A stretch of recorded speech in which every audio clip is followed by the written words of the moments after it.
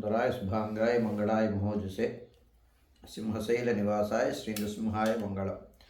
శ్రీ శ్రీ శ్రీ వరాహలక్ష్మీ నృసింహస్వామి వారి సన్నిధానంలో వైశాఖ శుద్ధ త్రయోదశి శనివారం, చిత్తా నక్షత్రం, మే 10వ తారీఖు యథావిధిగా 4 గంటల నుంచి 4:30 గంటల వరకు సుప్రభాత సేవ.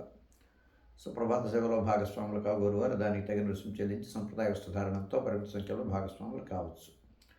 4:30 గంటల నుంచి 6:30 గంటల వరకు ప్రాతరారాధన. ప్రాతరారాధనలో భాగస్వాములు కాగోరు వారు దానికి తగిన రుసుము చెల్లించి సంప్రదాయ వస్త్రధారణంతో పరిమిత సంఖ్యలో భాగస్వాములు కావచ్చు.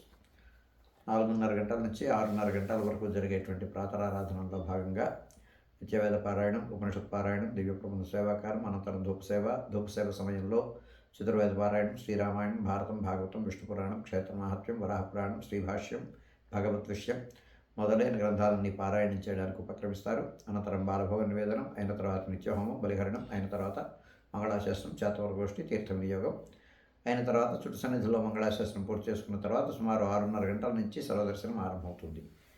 7:30 గంటలకు సహస్రామర్చనం, 8:30 గంటలకు ఆర్జిత గరుడు సేవ, 9:30 గంటలకు ఆర్జిత నిత్య కళ్యాణం ఆరంభమవుతాయి. ఆయా సేవల్లో భాగస్వాములు కాగోరు వారు ఆయా సేవలకు తగిన రుసుము చెల్లించి సంప్రదాయ వస్త్రధారణతో పరిమిత సంఖ్యలో భాగస్వాములు కావచ్చు.